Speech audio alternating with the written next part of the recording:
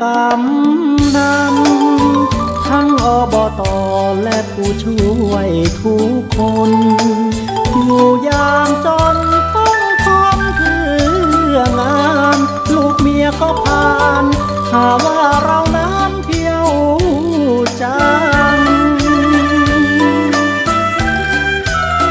ก็บ้านเรานั้นมีงานบ่อยไม่ค่อยเว้นวันมีเงินแค่พันไม่พอใส่ซองลูกและเมียไม่ค่อยเข้าใจ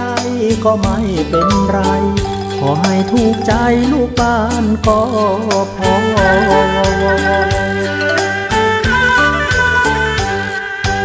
เงินเดือนเราน้อย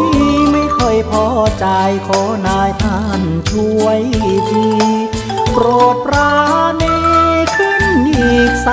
3,000วอนรัฐบาลโปรดได้สงสารและเมตตาพวกเรานั้นทำงานทุกอย่างที่ท่านสั่งมาจะด่าจะว่าก็ไม่เป็นไร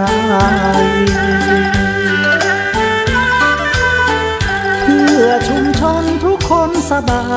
ยก็คลายกังวลผู้นำตำบลทุกคนเต็มใจ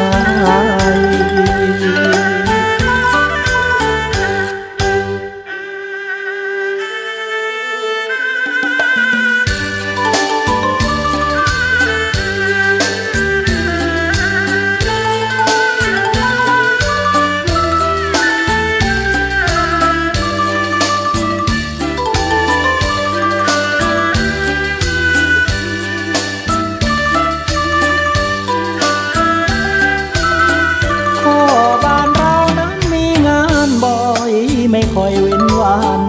มีเงินแค่พันไม่พอใส่ซอง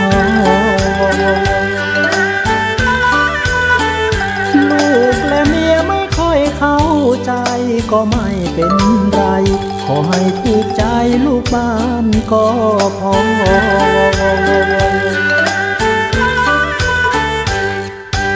เงินเดือนเราน้อยไม่ค่อยพอจ่ายขอนายท่านช่วยทีโปรดปราณีขึ้นอีก